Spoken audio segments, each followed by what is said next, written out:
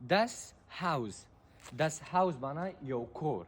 Das Hause. بیا چې کله موږ خبرې کوو غواړو ډېر کورونه یاد کړو سره رقم یو Die Häuser. Die Häuser معنا کورونه. Das Haus معنا کور. Die Wohnung. Die Wohnung معنا یو اپارتمان. کولای شو وګورئ سره مطلب اپارتمانونه یو ټولګه ده. بیا چې موږ وایو کله اپارتمانونه موږ سره رقم وایو Die Wohnungen. Die Wohnungen معنا اپارتمانونه. Die Wohnung معنا یو اپارتمان یا اپارتمان. Die Wohnung. Die Wohnungen. Das Zimmer. Zimmer ویل کېږي اتاق ته. بیا چې موږ یو اتاق وایو سره رقم Das Zimmer. بیا چې کله موږ غواړو اتاقونه باید وایو موږ سره رقم وایو Die Zimmer. Das Zimmer معنا اتاق. Die Zimmer معنا اتاقونه یا خونې. Schlafzimmer. Ja. Das Schlafzimmer. Das Schlafzimmer معنا د خوب کوټه د خوب خونه. Das Esszimmer. Esszimmer معنا د خوراک خونه یا توام خانه کوم چې موږ خوراک کوو.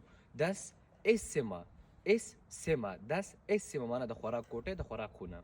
Das Arbeitszimmer. Arbeitszimmer معنا د کار خونه چې تم په کور کې یو دفتر غونډه کې جوړ کړي وړه کوټه غونډه کې وي شان مربانی خو هغه ته په نوم ورکو چې Das Arbeitszimmer معنا د کار خونه د کار کوټه.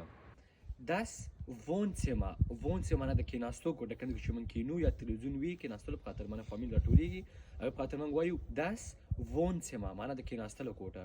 Das Wohnzimmer. Das Badezimmer. Badezimmer کوم چې مثلا موږ شاور اخلو یا موږ دوشن کوو هغه په خاطر باندې موږ سره قامت وایو Das Badezimmer مطلب د شاور یا د لمبا کولو ځای یا تشناب. Das Kinderzimmer. Kinderzimmer معنا د ماشومانو خونه د ماشومانو کوټه کوم چې مثلا ماشومانو د کېږي سره په خاطر مثلا موږ جلا اتاق لرو هغه ته موږ وایو Das Kinderzimmer مطلب د ماشومانو اتاق. Die Toilette. Die Toilette مطلب تشناب. Die Toilette.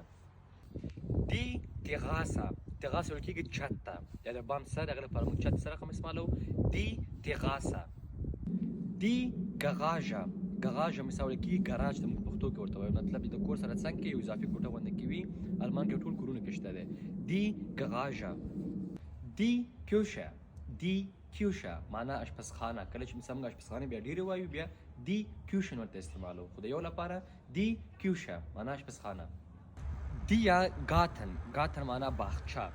Der Garten معنا باغچه بیا چې کله مثلا موږ غواړو ډېرې باغچې بیا یاد کړو موږ وایو چې Die Gärten. زموږ یو سره کار دی وایو چې Der Garten معنا باغچه. Der Balkon. بالکون مطلب د کور سره څنګه چې اضافه غونډه کې زید په زیاتره اپارتمانونو کې وي بیا ته موږ وایو چې Der Balkon.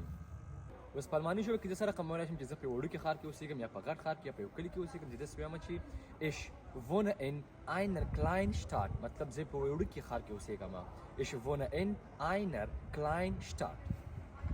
Ich wohne in einer Großstadt مطلب زه په یو غټ ښار کې اوسېږم.